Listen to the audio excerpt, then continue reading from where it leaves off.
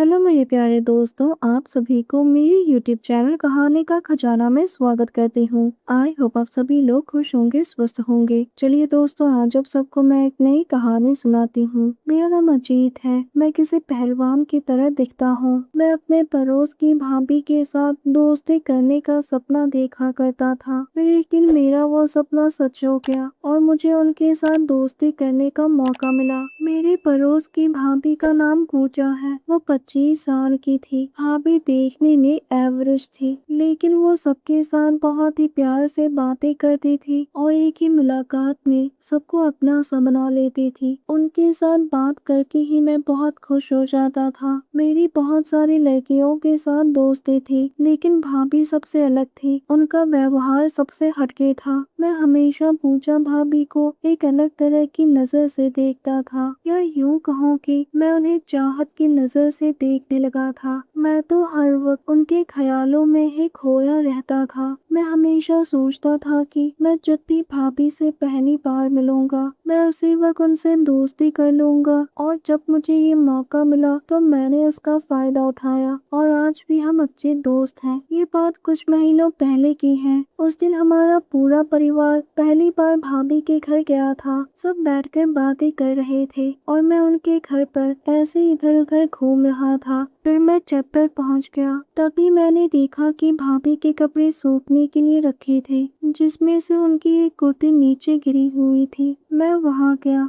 और मैंने उनकी कुर्ती को अपने हाथों में उठा लिया। मैंने बहुत देर तक उनकी कुर्ती को अपने हाथों में लेकर रखा था, तो इतने में ही मैंने पीछे मुड़कर देखा तो भाभी मुझे शरारती नजरों से देख रही थी। मेरे हाथ में अपनी कुर्ती देखकर भाभी भी थोड़ी मजाकिया मूड में आ गई थी। भाभी चुपचाप मेरे पास आई और मेरी आंखों में आंखें डालते हुए धीरे से मेरे गालों को चूमती हुई मेरे हाथों से अपनी कुर्ती को लेकर नीचे जाने लगी। दोस्तों, चैनल पर पहली बार आया है तो इस वीडियो को लाइक शेयर और सब्सक्राइब करें और एक प्यारा सा कमेंट जरूर कर दें। जाते समय भाभी मुस्कुराती हुई बोली, तुम सबके सामने मेरे से दूर रहा करो, हम बाद में एकांत में मुलाकात करेंगे। मैं तो बस उनकी बातें सुनकर मुस्कुराता ही रह गया। उसके बाद मैं अपने घर चला गया और उस दिन के बाद हम दोनों एक दूसरे को चाहत के नजरों से देखने लगे, और जब भी मिलती थी तो हम दोनों घंटों एक दूसरे के साथ बातें करते थे। भाभी तो हर वक्त मस्ती के मूड में ही रहती थी, क्योंकि भैया ज्यादातर समय अपने काम को लेकर घर से बाहर ही रहते थे, और मैं भी इसी बात को लेकर भाभी को हर वक्त चिढ़ाता रहता था कि भाभी आप तो भैया के बिना कितनी तड़पती रहती हैं।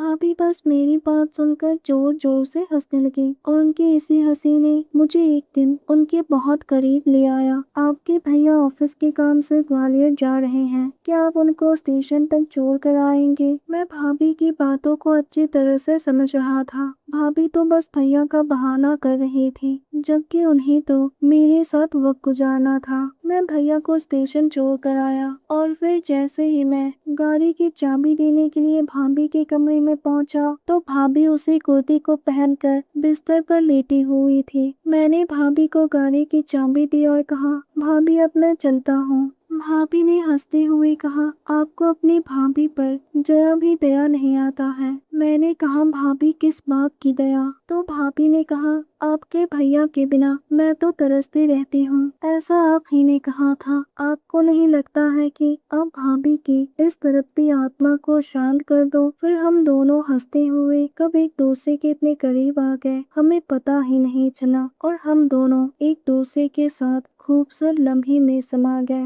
भाभी ने मीठी सिसकियां लेते हुए कहा, देवर जी आप तो बहुत ही अच्छे हैं, और वो हंसने लगी। मैंने तो भाभी की हंसी रोकने के लिए उनके लबों पर अपने लबों को रख दिया। करीब 2 घंटे के बाद जाकर मैं अपने घर वापस आया। भाभी ने फिर से हंसते हुए कहा, देवर जी अब तो हम पक्के दोस्त बन गए हैं। मैंने भी मुस्कुराते हुए कहा, लगता तो ऐसा ही है, और मैं खुशी खुशी वहाँ से निकल गया। दोस्तों, आप सबने अपना कीमती समय निकाल कर इस वीडियो को सुना, इसके लिए आप सभी को धन्यवाद कहती हूँ। धन्यवाद दोस्तों।